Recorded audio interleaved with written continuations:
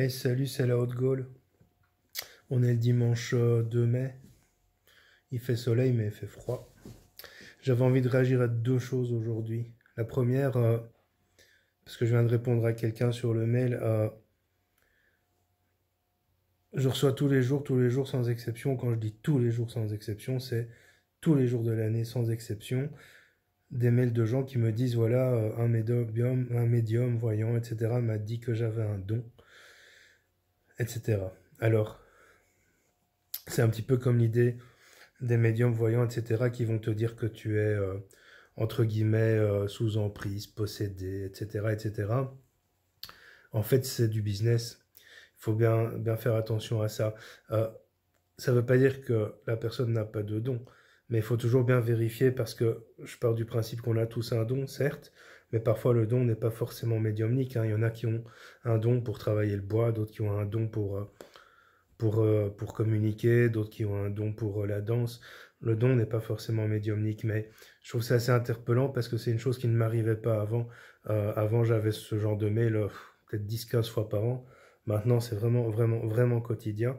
Donc, si on vous dit ça, faites attention parce que il y a certaines personnes, alors pas toutes, mais certaines personnes, en fait, quand on leur dit ça, ben, elles vont commencer à se former. Ça va leur coûter la peau du cul. Et in fine, en fait, c'est pas forcément sur ce don-là qu'il fallait partir, c'est pas forcément sur des formations qu'il fallait partir parce que le don, comme je le disais, peut aussi être un don manuel ou un don de communication, etc., etc. Donc, faites toujours vérifier cette information par d'autres médiums pour être sûr au moins vers quoi vous allez. Et d'autre part, quand un médium vous dit vous avez un don, ben, demandez-lui quel don. Ça vous évite de vous perdre en conjecture et de vous perdre dans des recherches qui finalement n'aboutissent souvent pas. Euh, En général, pour ma part, quand je dis aux gens qu'il y a une capacité, j'aime pas le mot don. Quand il y a une capacité, j'essaie au moins de lui dire quelle capacité, comment la développer. C'est pas toujours possible parce que parfois la capacité s'ouvre plus tard, mais il n'en reste pas moins qu'au moins ça évite à cette personne de, de tourner en rond dans des formations qui lui coûtent la peau du cul. Deuxième chose. Aujourd'hui, j'ai lancé un nouveau soin qui s'appelle l'arbre de vie. Et en fait, ce soin a pour but de... Je fais pas je fais pas du business, mais j'en parle tant qu'à faire. Euh, A pour but de nettoyer en fait les ardoises karmiques, c'est-à-dire tout ce que tu accumules, karmique, transgénérationnel et, euh, et, euh, et relié à ton expérience de vie. Et Corinne, qui va se reconnaître, m'a posé la question, euh, en me nettoyant moi, je vais libérer le reste de la famille. Alors je lui ai répondu non, c'est une fausse croyance. J'explique. Il y a une croyance, là encore c'est du business, qui insinue que si tu travailles sur toi, que tu nettoies tes peurs, tes blessures, etc., tu vas en fait libérer toute ta famille de ces mêmes peurs, de ces mêmes blessures.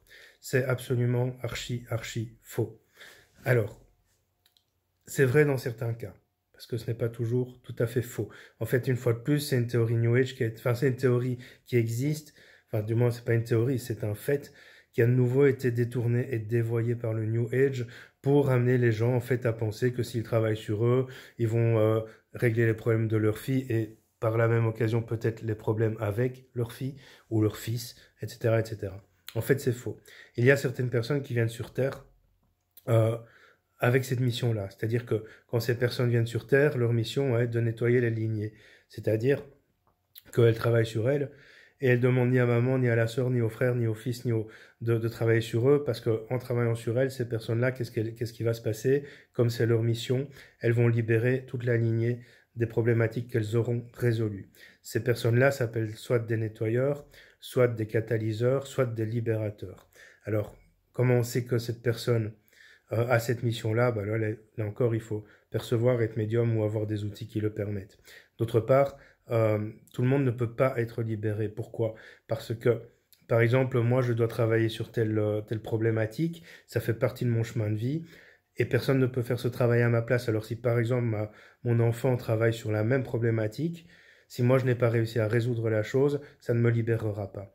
Troisièmement, il y a des personnes qui viennent avec des problématiques tout à fait différentes du reste de la famille. Souvent, c'est ce qu'on appelle les moutons noirs. En fait, ils ont tout à fait des problématiques qui ne sont absolument pas en relation avec les problématiques générales de la famille. Par exemple, la famille va travailler, les femmes de la famille, par exemple, vont travailler tout ce qui touche à la soumission, et à l'inverse, une personne va arriver en étant hyper dominatrice, complètement insoumise, et donc ne devra pas travailler ça. Elle peut éventuellement servir d'exemple de par sa manière d'être et d'agir, mais elle ne devra pas travailler cet aspect de soumission. Par contre, si en plus cette personne est une catalysatrice, une nettoyeuse ou une libératrice, alors effectivement, elle pourra effectivement rentrer dans l'interaction avec les membres de sa famille et d'une manière ou d'une autre les aider à se libérer, se nettoyer, mais il n'en reste pas moins que ce n'est pas forcément le cas dans toutes les situations.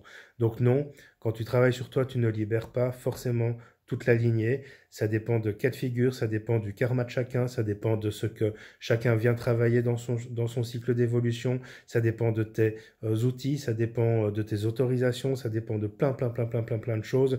J'ai envie de te dire que peut-être une personne sur 30 ou sur 50 même, en tout cas par rapport à mon expérience toujours, est effectivement une personne qui peut nettoyer ou libérer les autres par son propre travail.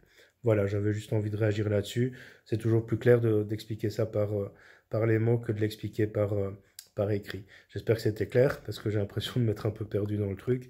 Si c'est pas clair, je referai une vidéo. Allez, salut les gens!